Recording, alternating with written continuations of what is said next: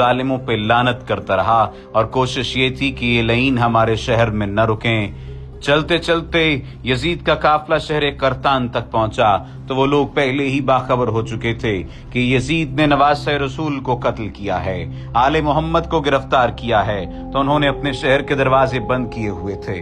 قافلہ شہر کے باہر رک گیا، یزید کے سپاہی باہر ہی سونے لگے۔ ایک راہب نے دیکھا کہ ایک نورانی سر ہے جس پر آسمانی فرشتے آ کر سلام کر رہے تھے اور وہ سر تلاوت کرنے لگا۔ راہب نے یہ منظر دیکھا تو گھر گیا اور سوچنے لگا یہ تو کسی مقدس ہستی کا سر ہے۔ فوری واپس آ کر سپاہیوں سے پوچھنے لگا یہ کس ہستی کا سر ہے؟ تو سپاہیوں نے کہا یہ حسین ابن علی کا سر ہے۔ تو راہب نے کہا کون حسین؟ اتنے میں شمر کہنے لگا فاطمہ کا بیٹا، محمد کا نواسہ۔ وہ چیخ کر زمین پر بیٹھ گیا اور کہنے لگا کتنے بدبخت ہو، اپنے رسول کے نواسے کو ہی قتل کر دیا۔ اس نے پوچھا یہ عورتیں کون ہیں؟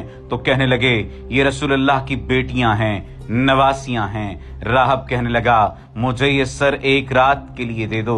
شمر کہنے لگا یہ قافلہ اب شام جا کر رکے گا کیونکہ ہمیں یزید سے بہت بڑا انعام ملنا ہے۔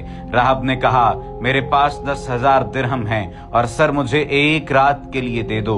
سب نے آپس میں مشورہ کیا کہ ایک رات اور رک جاتے ہیں اور یہ سر اس راہب کو دے دیتے ہیں، یہ اس کے عوض ہمیں بھاری رقم دے رہا ہے، یزید سے تو ہمیں الگ پیسے مل جائیں گے۔ راہب نے وہ سر لیا اور بدلے میں درہم دے دیے۔ راہب نے وہ سر لیا، گھر آ گیا، سر کو پتھر پہ رکھا اور زارو قطار رونے لگا۔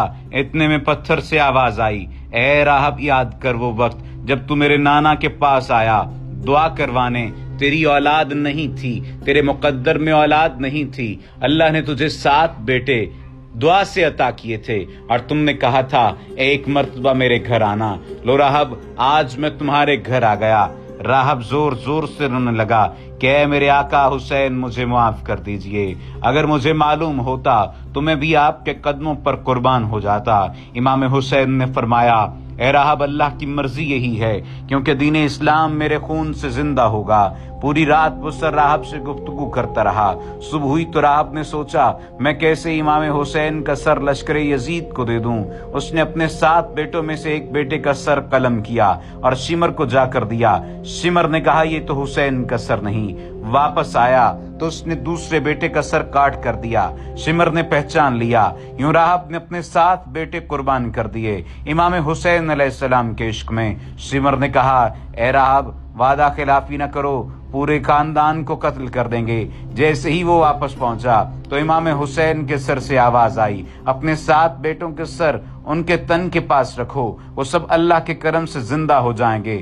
میرا سر اٹھاؤ اور فوج یزید کے حوالے کر دو کیونکہ یہ اللہ کی مرضی ہے۔ ہمیں شام کے بازاروں سے گزرنا ہے، مجھے قرآن کی تلاوت سنانی ہے، میری بہن زینب نے دربار شام میں لشکر یزید کو للکارنا ہے اور ہر بار سے گزرتے ہوئے اسلام کی تبلیغ کرنی ہے۔ راہب نے وہ سر ان کے جسموں کے ساتھ رکھے تو وہ اللہ کے کرم سے زندہ ہو گئے۔ پھر بڑے احترام سے امام حسین کے سر کو لشکر یزید کے حوالے کر دیا اور کہا کتنے بد نصیب ہو کہ اپنے رسول کے نواسے کو قتل کرتے ہو، ان کی بیٹیوں کو قید کرتے ہو، قیامت تک یہ عمل تمہارے لیے لعنت بن جائے گا۔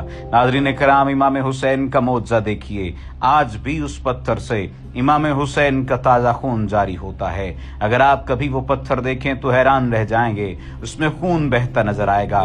یہ وہی پتھر تھا جس پہ راہب اپنی مقدس کتاب کو رکھ کر پڑھتا تھا اور اسی پہ اس نے امام کا سر ایک رات کے لیے رکھا تھا۔ یہ امام کا معجزہ ہے۔